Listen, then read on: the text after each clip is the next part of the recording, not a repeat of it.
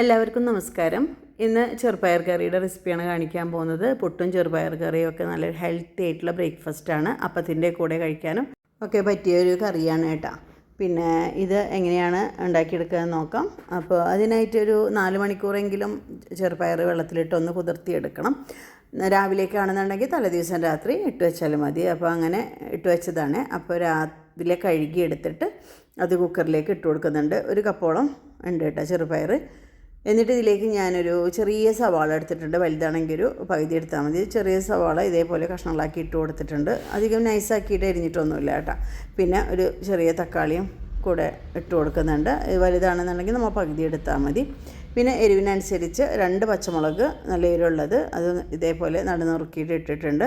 ഇനി ഇതിലേക്ക് ഒരു 4 വെളുത്തുള്ളി നീളത്തിൽ അരിഞ്ഞതും ഒരു ചെറിയ കഷ്ണം ഇഞ്ചി അരിഞ്ഞെടുത്തതും കൂടെ ഇട്ട് കൊടുക്കുന്നുണ്ട്. 1/2 ടീസ്പൂണ് മഞ്ഞൾപ്പൊടി, 1 ടീസ്പൂണ് മുളക് പൊടിയും കൂടെ ഇട്ട് കൊടുക്കുന്നുണ്ട്.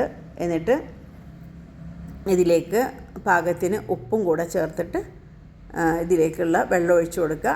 ഇതൊന്നിങ്ങനെ വെന്ത് കഴിഞ്ഞാൽ നന്നായി കുറുകി വരും ചാറ്. അപ്പോൾ അതിനനുസരിച്ച് നമ്മൾ വെള്ളം ഒഴിച്ചു കൊടുക്കട്ടോ. അല്ല കട്ടിയിൽ വേണമെന്നുണ്ടെങ്കിൽ പിന്നെ നമുക്ക് കുറച്ച് വെള്ളം ഒഴിച്ചു കൊടുത്താൽ മതി. എന്നാലും ചെറുപയറൊക്കെ വെന്ത് കഴിഞ്ഞാൽ നല്ല അങ്ങനെ കട്ടിയായിട്ട് വരില്ലേ ആറും തോറും. അപ്പോൾ നമ്മൾക്കത് വേവിച്ചെടുക്കുക. 2 വിസിൽ വന്നാൽ മതിയിട്ട്. നല്ല കുതിർന്നെടുത്ത ചെറുപയറല്ലേ. 2 വിസിൽ വന്നപ്പോൾ ഫ്ലെയിം ഓഫ് ചെയ്തിട്ട് ഞാൻ പ്രഷറൊക്കെ പോയതിന് ശേഷം ഇത് തുറന്ന് നോക്കി. ഇത് ഈ ഒരു തരത്തിലായിട്ട് വെന്ത് കിട്ടിയിട്ടുണ്ട് കേട്ടോ.